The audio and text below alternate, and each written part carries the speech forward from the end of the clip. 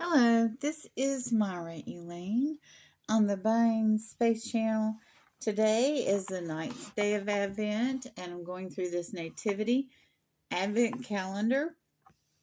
But before I pop out a section of this wise man who was not at the Nativity, the wise man came at Epiphany, which was sometime later after Christ's birth.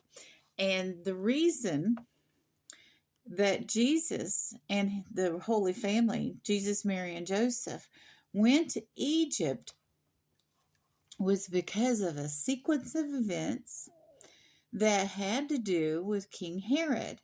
King Herod did not want his power or his family's power. He wanted his children and grandchildren to continue to rule in Jerusalem.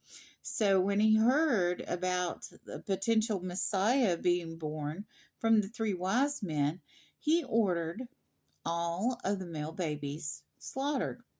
Now, this also happened with Moses. Moses was spared because Pharaoh was worried about the potential of the Jews or the Hebrews uniting with some of their enemies, like the Hittites, and fighting against them because they had multiplied and been so successful.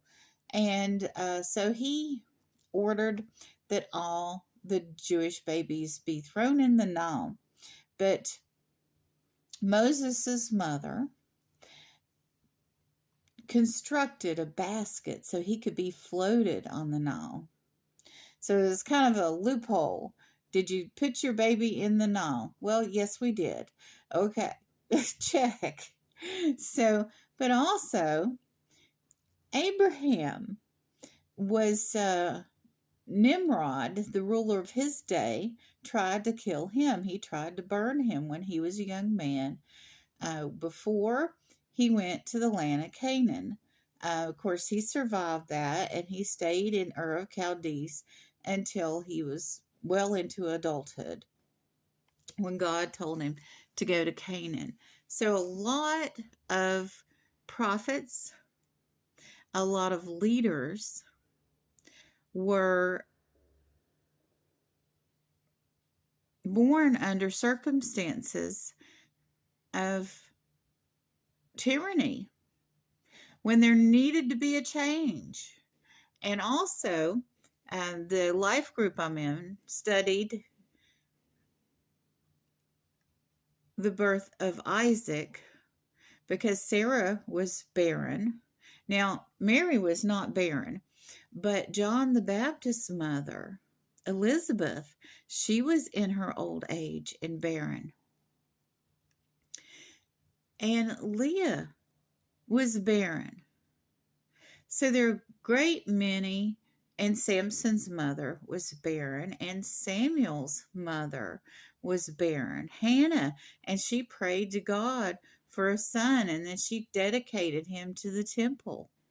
And many of these women that bore the prophets and the Savior and the judges and the leaders were all under special circumstances. But I'll have to tell you, in the New Testament, it says that Jesus was a high priest.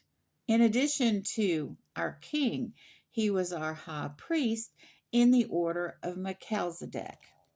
Now, Melchizedek has to have the strangest birth recorded in biblical history. Melchizedek was conceived by a supposedly barren woman who was elderly. His uncle was Noah. His father was Ner. I think it's Ner, N-I-R. And Ner got really upset about his wife's pregnancy and thought that she had laid with someone else. And she's like, no, I conceived spiritually. So Melchizedek's mother is said to have conceived the way Mary did. And Melchizedek was a king and a priest. And the weird thing, well, one of the weird things about Melchizedek is his Ner and his mother got into an argument about her pregnancy. She died. Now, it says that she died of old age, but I think, everyone would have suspected at minimum that Ner had murdered her. But anyway, so he goes to dig a grave, and he calls his brother Noah in to help dig this grave.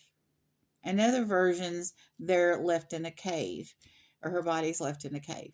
But anyway, they come back, and they find Melchizedek next to his mother, born alive, and he's like a little adult. He's not a baby. He's speaking. He's praying. And they're just kind of weirded out by this. But Melchizedek was taken up to heaven by God before the flood. And it gets weirder. Believe it or not, it gets weirder. He comes back after the flood and ends up being the king of Salem, which is later Jerusalem. And he is Abraham's priest. Okay, there's a little bit of weirdness in the Advent season for you. So if you don't believe me, look up the information about Melchizedek. It's kind of out there. You might have to read some passages out of the book of Enoch. Just saying. So here we go. We're on the 9th day, and we're going to take out a little piece of the wise men here, which is okay with me because they weren't at the nativity. So let me see if I can find the preparations. This is always a thing for me.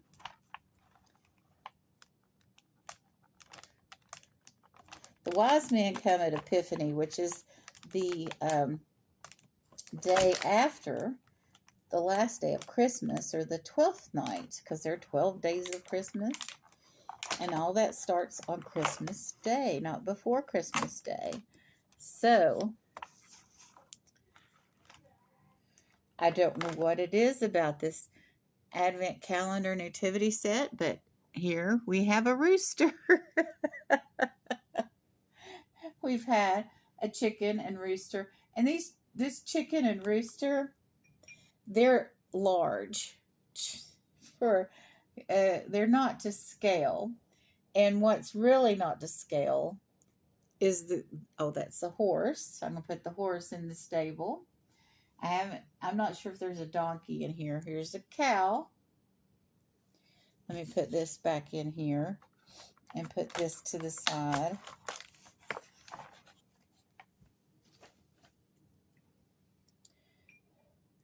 Okay, there's a wise man. He's not here yet. Another one. Oh no, this is a little shepherd boy. He's definitely in the scene. Oh, here's the cat.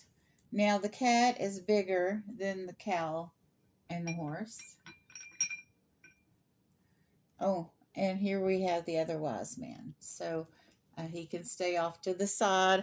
He's over there to the east seeing the star. So we have quite the farmyard. And, I guess a manger could have had a cow or a cat. They had cats in Egypt. So, and maybe chickens. Maybe not chickens that are bigger than horses and cows. But chickens might have been there nonetheless. So it's getting to be quite the scene. I'm looking forward to seeing what else is in this little nativity Advent calendar of ours. But prepare for the birth of Christ, for the nativity. And you all have a wonderful and blessed day.